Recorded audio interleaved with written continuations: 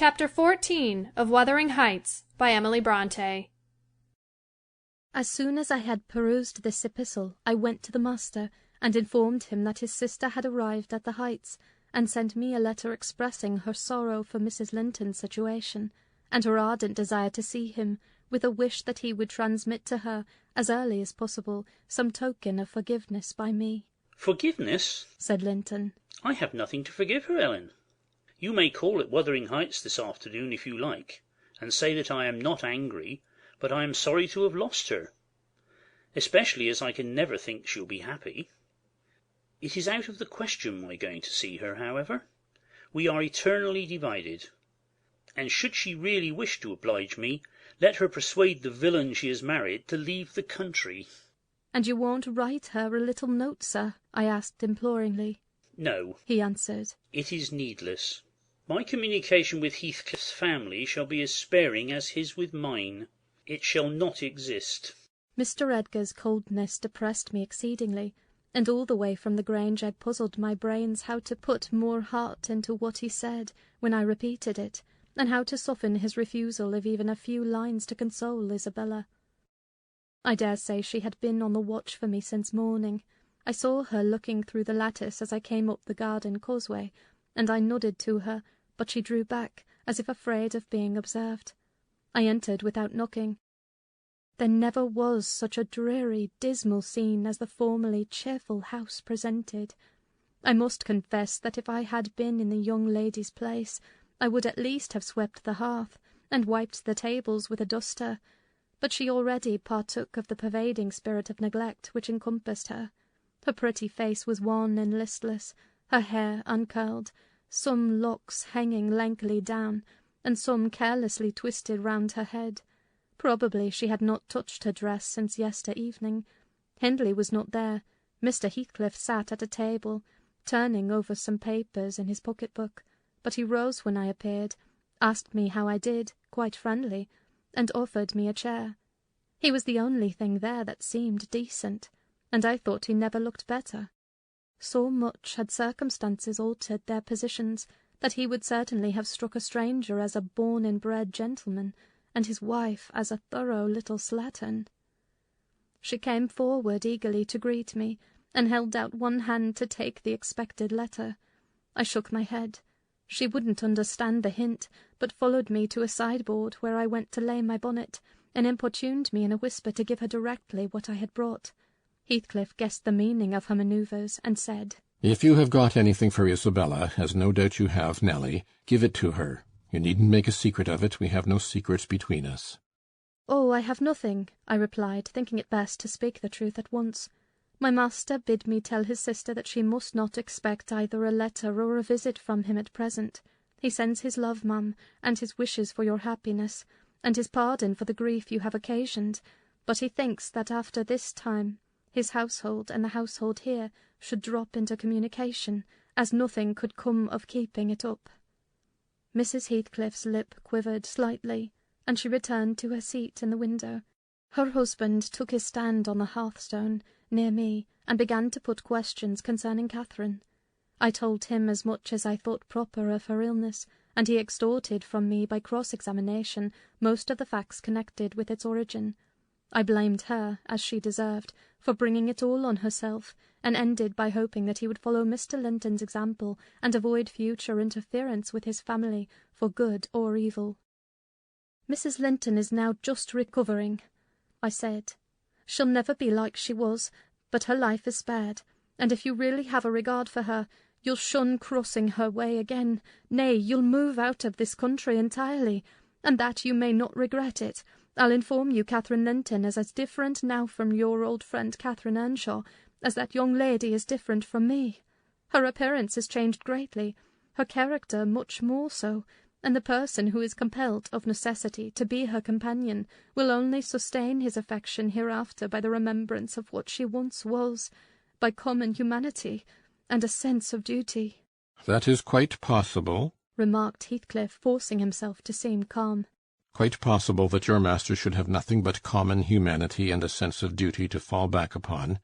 But do you imagine that I shall leave Catherine to his duty and humanity? And can you compare my feelings respecting Catherine to his? Before you leave this house, I must exact a promise from you that you'll get me an interview with her.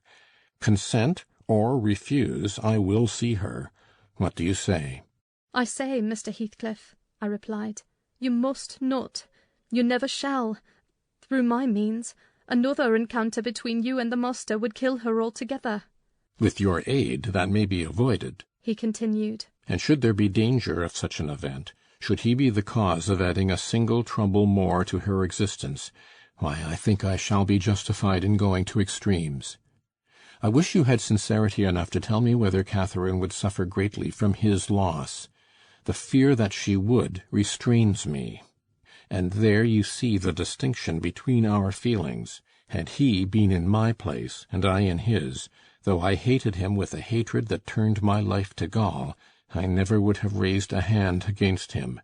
You may look incredulous if you please. I never would have banished him from her society as long as she desired his. The moment her regard ceased, I would have torn his heart out and drunk his blood. But till then, if you don't believe me, you don't know me.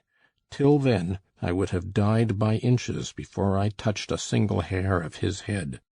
"And yet," I interrupted, "you have no scruples in completely ruining all hopes of her perfect restoration by thrusting yourself into her remembrance now, when she has nearly forgotten you, and involving her in a new tumult of discord and distress."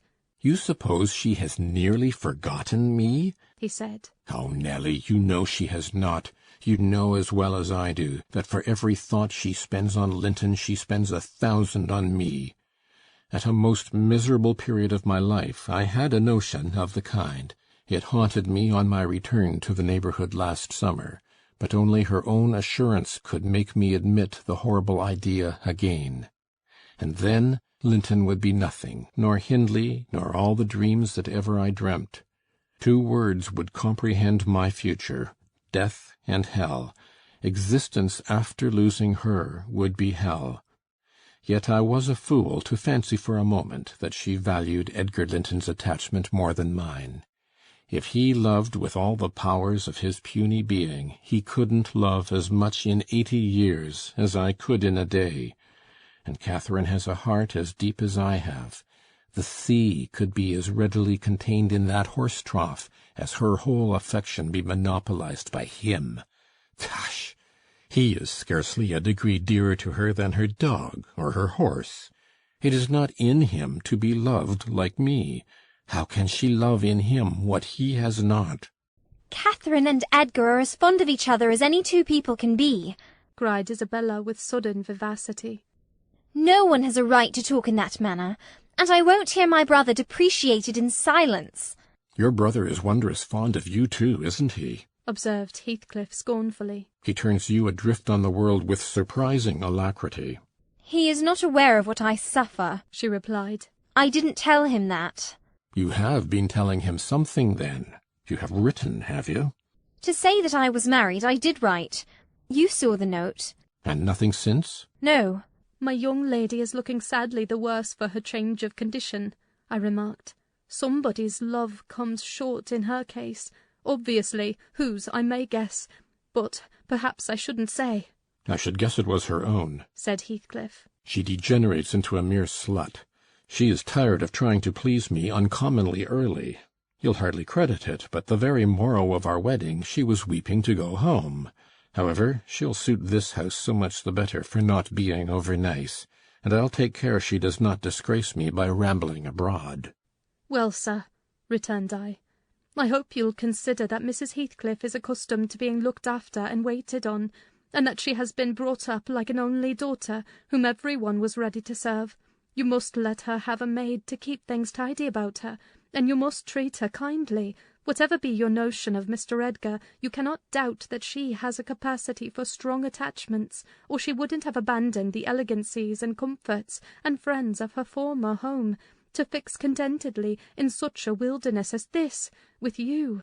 "She abandoned them under a delusion," he answered, "picturing in me a hero of romance, and expecting unlimited indulgences from my chivalrous devotion.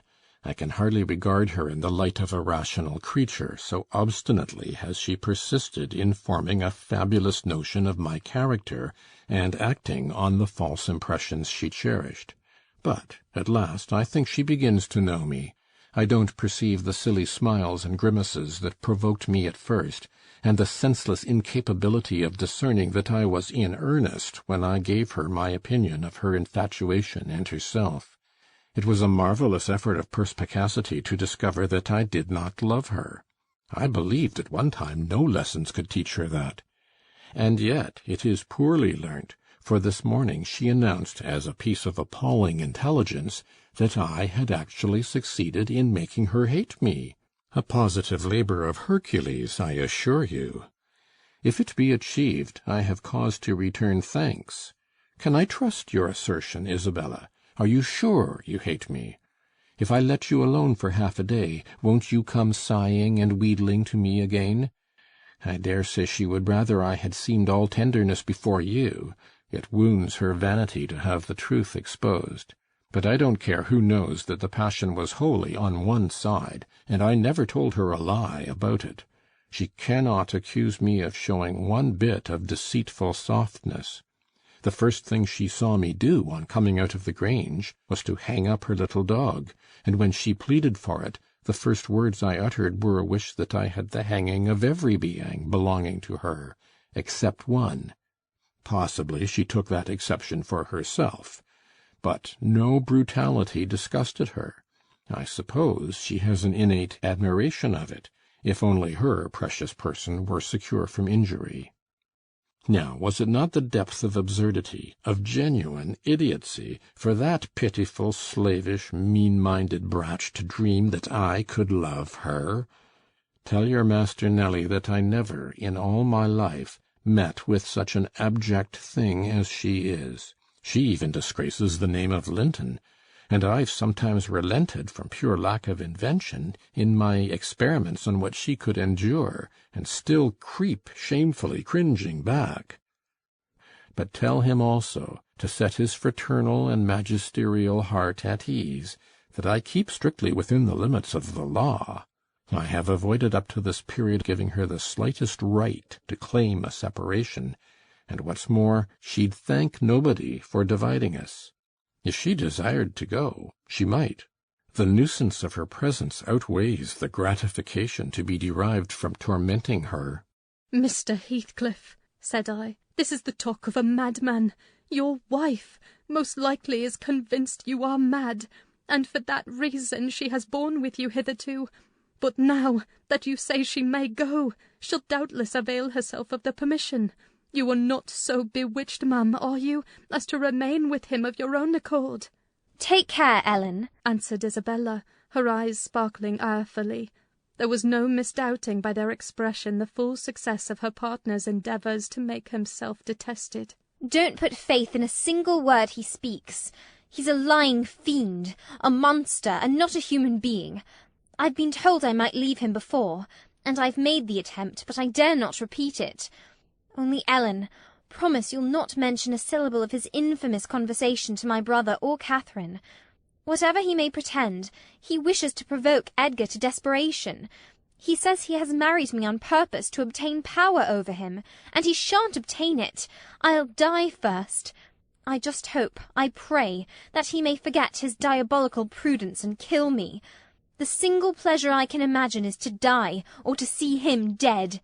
There, that will do for the present, said Heathcliff. If you are called upon in a court of law, you'll remember her language, Nelly.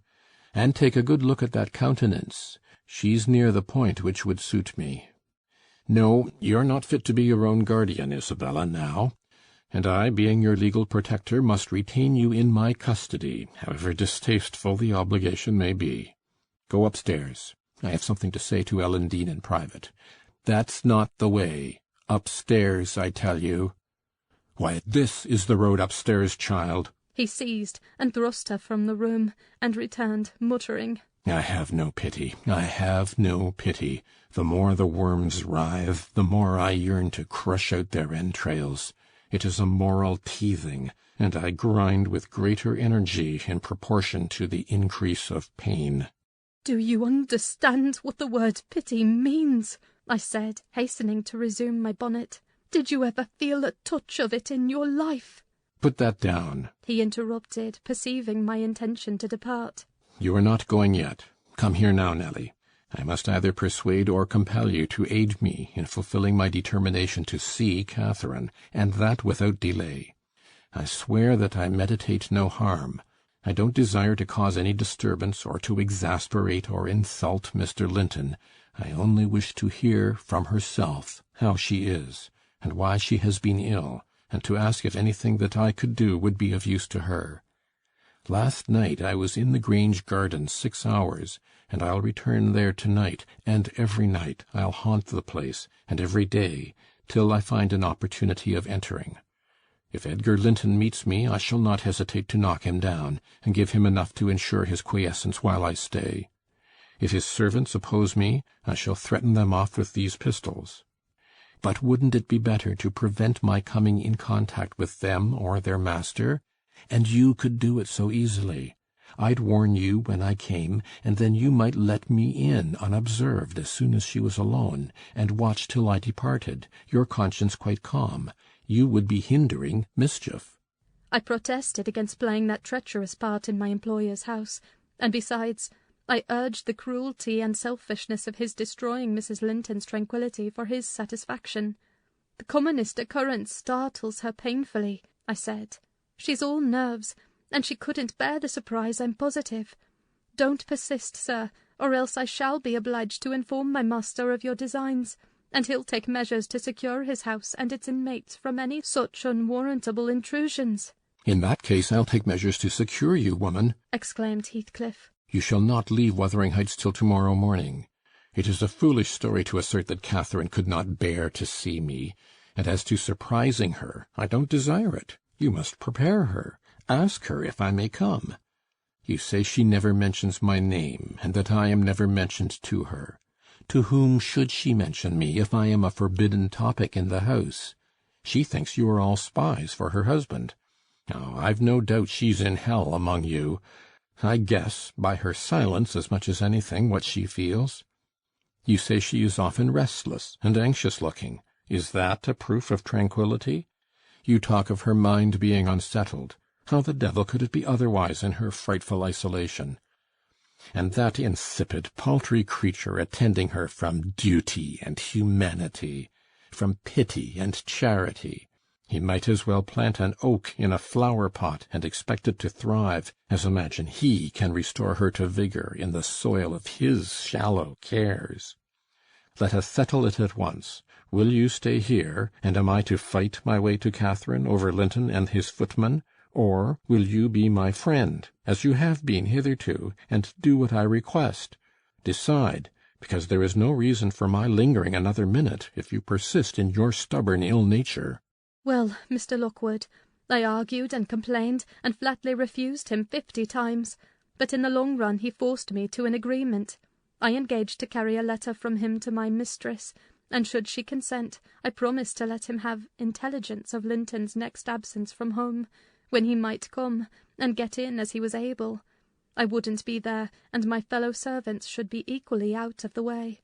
Was it right or wrong? I fear it was wrong, though expedient. I thought I prevented another explosion by my compliance, and I thought, too, it might create a favourable crisis in Catherine's mental illness. And then I remembered Mr. Edgar's stern rebuke of my carrying tales, and I tried to smooth away all disquietude on the subject by affirming with frequent iteration that betrayal of trust, if it merited so harsh an appellation, should be the last. Notwithstanding, my journey homeward was sadder than my journey hither, and many misgivings I had ere I could prevail on myself to put the missive into Mrs. Linton's hand.